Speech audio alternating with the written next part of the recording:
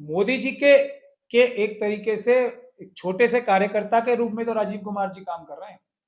सबसे बड़ी गड़बड़ तो मशीनों द्वारा हो रही है ना, तो वो कौन कर सकता है? वो तो राजीव कुमार जी और उनके भ्रष्ट जो साथी हैं सारे इलेक्शन कमीशन में, वही कर सकते हैं।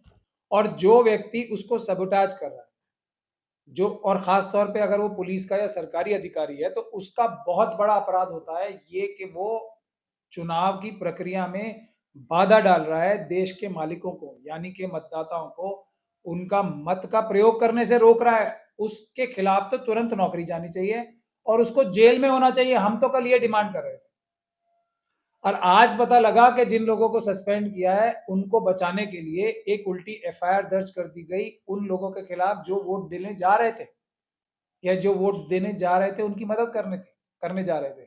तो यहां भी मैं आप कहूंगा कि वो पॉलिटिकल पार्टीज, चाहे वो सपा हो या एमआईएम हो या दूसरी पॉलिटिकल पार्टी हो, जो जो भी चुनाव लड़ रही थी, क्या आज उनकी ये जिम्मेदारी नहीं बनती कि वो ना सिर्फ इन लोगों की हिफाजत करें जिनके खिलाफ मुकदमे दर्ज हुए हैं झूठे, बल्कि उन पुलिस के अधिकारियों के खिलाफ भी मजबूत कानूनी कार्रवाई करे जो कि इतना बड़ा अपराध देश के लोकतंत्र के खिलाफ कर रहे थे कि देश के मालिकों को, वोटर्स को वोट डालने से रोकने की चेष्टा कर रहे थे, बंदूक दिखा के, वो भी कल पत्थर मार ईवीएम के। के सामने एसपी साहब ने कहा कि देखिए ये लोग दंगा भड़का रहे थे, इन लोगों को हटाने के लिए बंदूक का यूज किया गया, पिस्टल का यूज किया गया। देखिए, एक तो चोरी और ऊपर से सीना जोरी। मुसलमान दंगाई है, पुलिस का बयान एक हाँ, तरीके तो से। तो उस दिन दंगा करने जाएंगे या वोट डालने जाएंगे? भाई, वोट डालने जाने से, और वो एक जगह नहीं हुआ है, सब जगह उनको वोट डालने से। और एक एक तस्वीर थोड़ी आई है, कितने वीडियोस, कितने फोटोग्राफ्स आए, कितने हमारे नेताओं ने वीडियोस डाले हैं, बड़े बड़े हमारे, कुछ तो अम्बेडकरवादी भी हैं उनमें से, वीडियो डाले हैं। लेकिन ये वीडियो इसलिए डाली है कि जो वीकर सेक्शन है उनके दिल में डर और पैदा हो कि वो वोट डालने ना जाएं डर के मारे, या इसलिए डाली है कि हम इनको जो कानून अपने हाथ में ले रहे हैं, पुलिस के अधिकारी या सरकारी अधिकारी, उनको सबक सिखाएंगे। अगर ये नेता हमारे उनको सबक सिखाने के लिए कोई कार्रवाई नहीं करते, तो मैं निष्कर्ष ये निकालूंगा कि वो लोग ये चाहते हैं कि उनमें जो मुस्लिम समाज के लोग हैं या दूसरे कमजोर तबके हैं उनमें डर पैदा हो और लोग वोट डालने जाने से ही डरने लगे कि वहां तो जी पुलिस हमें रोक के मारपीट करती है, गोली चला सकती है, कुछ भी कर सकती है, कौन जाएगा डर के मारे वोट देने?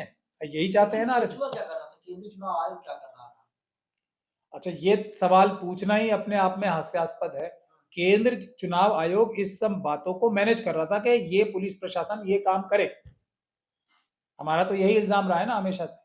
मोदी जी के एक तरीके से एक छोटे से कार्यकर्ता के रूप में तो राजीव कुमार जी काम कर रहे हैं।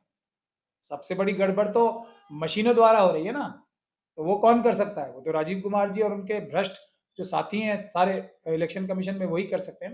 अच्छा, लेकिन आप लोग लगातार कहते हैं कि ईवीएम से धांधली और बेईमानी होती है, तो मोदी सीधा करवा देते हैं, काहे के लिए जो है कि पुलिस वाले बंदूक तानते हैं या बवाल करवाते हैं या कुछ ये किसी को एफआईआर। ये बहुत अच्छी बात है। फिर देश की जनता बगावत नहीं कर देगी? देश की जनता सड़कों पे नहीं आ खड़ी होगी पीसफुल प्रोटेस्ट के माध्यम लेकिन से? जनता ये नहीं कह रही ना कि 5 करोड़ रुपए बांटिए आप। हाँ, मैं क्या कह रहा हूँ, ये 5 करोड़ भी बीजेपी और आरएसएस के कार्यकर्ताओं को बांटे जा रहे हैं। अब जनता के नाम पैसे नहीं है, वोटर्स को पैसे नहीं मिलते हैं, अब मिलते हैं अपने कार्यकर्ताओं को, ताकि क्योंकि वो बगावत कर रहे हैं कार्यकर्ता के, भाई अमित शाह जी का बेटा जय शाह जो है उसकी तो सैकड़ों हजारों गुना इनकम बढ़ गई, और ये सब जितने बड़े बड़े जो बीजेपी के और आरएसएस के कार्यकर्ता हैं वो हजारों हजारों करोड़ रुपए कमा रहे हैं। तो हमारा हिस्सा कहाँ है? मेहनत तो हम भी करते हैं, हम ये गड़बड़ी में साथ नहीं देंगे, हम ईवीएम की मशीनें बदलने नहीं देंगे या बदलने में मदद नहीं करेंगे, या दूसरी गड़बड़ी जो मशीनों के माध्यम से होती है उसमें कार्यकर्ताओं की भी तो आवश्यकता पड़ती है, वो नहीं करने देंगे हम। हमारा हिस्सा दो। ये पैसे जो आ रहे हैं ना कंटेनर्स में भर भर के, वानखड़े जी ने जो बताया, और एक चांदी का कंटेनर पकड़ा गया अभी परसों। चांदी चांदी टनों में चांदी, चांदी के प्लेट्स बट रही हैं। ये हालत हो गई है, तो वो अपने वर्कर्स को कि भाई, वो भी कह रहे हैं हमें करोड़ों में अब चाहिए रिश्वत। लेकिन एनडीए तो का जो तो साथ दो जो दो साथ इसलिए हाँ, एनडीए इसलिए इसलिए देखिए, ये सब भी बहाने हैं। असली जो चुनाव जीता जा रहा है वो मशीनों के द्वारा जीता जा रहा है। ये जस्टिफिकेशन दे गए ताकि लोग ये कहें जी हाँ जी चुनाव में गड़बड़ी करके जीत गए, इस प्रकार से मशीनों की तरफ किसी का ध्यान ना जाए।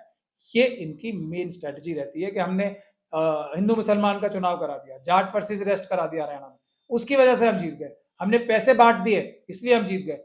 लोग पैसे लेके वोट नहीं देंगे इन्हें, किसी हालत में नहीं देंगे। ये है स्थिति वास्तुस्थिति। लेकिन ये सिर्फ ये 7 करोड़ क्यों खर्च करता, 7,000 खर्च कर देता, 700 खर्च कर देता, आपको 7 लाख खर्च कर देता। किसने 7 करोड़ खर्च किए हैं? 2 करोड़ रुपए शिंदे का पकड़ा गया और जो है कि 5 करोड़ बीजेपी का। इल्जाम जो लग रहा है, हाँ, ये तो इल्जाम है ना, जो डायरेक्ट सबूतों के साथ। एक चीज और समझ लीजिए, अगर कोई विपक्ष का पार्टी का कोई भी व्यक्ति जो आरएसएस और बीजेपी का विपक्ष है, इतनी सी गलती करेगा ना, एक उसको 1 लाख से गुणा करके उसको इतना बड़ा करके दिखाया जाए। और बीजेपी और आरएसएस वाले तो पकड़े 1 लाख गलतियां करेंगे तो एक में पकड़े जाते हैं, और वो भी कब? जब कोई मजबूत जो ऑपोजिशन का नेता या कुछ भी है। और कल भी पकड़े कैसे गए वो? बीजेपी के जनरल सेक्रेटरी साहब पकड़े कैसे गए? वो बहुजन विकास आघाड़ी के मजबूत जो अम्बेडकरवादी लोग थे, वो वीडियो कैमरा लेके पहुंच गए वहां, इसलिए मजबूरी में छोटा केस बनाना पड़ा। पुलिस ने कहा कि वो लगभग 10 लाख है, 9 लाख कुछ। मैं यही तो कह रहा हूं, अगर पकड़ा गया होगा 9 करोड़ या 100 करोड़ तो उसको 9 लाख दिखाएंगे। और अगर यहाँ से पकड़ा जाता है, जैसे सुप्रिया सुले जी के खिलाफ एक झूठा इल्जाम लगा दिया, वही मैं कह रहा हूँ ना, तो उनके खिलाफ तो झूठा ही सच करके दिखा देंगे। और इनके साथ अगर 1000 गलतियां करेंगे, लाख गलती करेंगे, तब कहीं छोटा मोटा एक कार्रवाई होती है। तो उससे हिसाब से देखिए कि ये 9 करोड़ था या 9 लाख करोड़ था या 9,000 करोड़ था या 90,000 करोड़ था, ये आप अंदाजा लगाइए। बीजेपी रात तकरीबन 10:30 बजे प्रकाशित करती है और सुप्रिया सुले का एक ऑडियो जारी करती है और बाद में पता चला कि फर्जी ऑडियो है। बीजेपी और कहां तक गिर सकती है? मतलब वो और कहां तक? हाँ। जहां तक गिरना पड़ेगा, ये तो आसमान और पाताल सब लिमिट नहीं, कोई लिमिट नहीं है, कहीं तक भी गिर सकते हैं। जो देश बेच रहे हैं अडानी के और अंबानी यूसुफ लुलू के हाथों, चाइना और पाकिस्तान के साथ मिलके, वो कहाँ रुकेंगे? लेकिन वहां फिर अब सवाल ये है कि सुप्रिया सुले जी इतनी बड़ी नेता है, उनके खिलाफ ये झूठा इल्जाम लगा दिया, वो डिफेमेशन का केस कर रही है। सिर्फ इतना बड़ा अपराध हुआ है, कोई मजबूत कानूनी कार्रवाई वापस होगी नहीं। यही हम राहुल जी को बोलते हैं कि अपने अंदर जो आरएसएस के एजेंट है ना, उनको पार्टी से निकालो, मजबूत कार्रवाई करो ना। आप सुप्रिया सुले जी के हाथ में तो इतना मजबूत कानूनी कार्रवाई करने का रास्ता आ गया, कोई नहीं बचेगा, ना वो टेलीविजन वाले बचेंगे, ना बीजेपी के लोग बचेंगे। और बीजेपी का मतलब ये नहीं सिर्फ कि जिन लोगों ने प्रेस कॉन्फ्रेंस की, वो हाईएस्ट लेवल तक लोगों के खिलाफ मुकदमे दर्ज होंगे, ये है। लेकिन इसको कोई करेगा नहीं, तो इसीलिए बीजेपी और आरएसएस के हौसले खुलते जाते हैं, बढ़ते जाते हैं और बढ़ते। लेकिन लगातार अमीश देवगन हो, अजरा कश्यप हो, या जो तमाम क्या नाम है, चमन चोपड़ा हो, लगातार लोग उसमें डिबेट करवा के चिल्ला रहे थे, चीख रहे थे। तो मैं वही कह रहा हूँ ना, कोई कानून का डर नहीं है ना, क्योंकि उन्हें पता है कि उनके आका के कहने पे ही कर रहे हैं, और उनके आका के कब्जे में ही सारे जो पुलिस की एजेंसीज है वो है। तो ये लोग डरने वाले तो है ही नहीं ना। अब बात यह है कि ऑपोजिशन के लोग अदालत के माध्यम से इनके खिलाफ केस करें मजबूत, फिर देखें मुझे कि ये अगर ये लोग फिर इस प्रकार की झूठे खबरी चला लें तो मुझे बता दीजिए।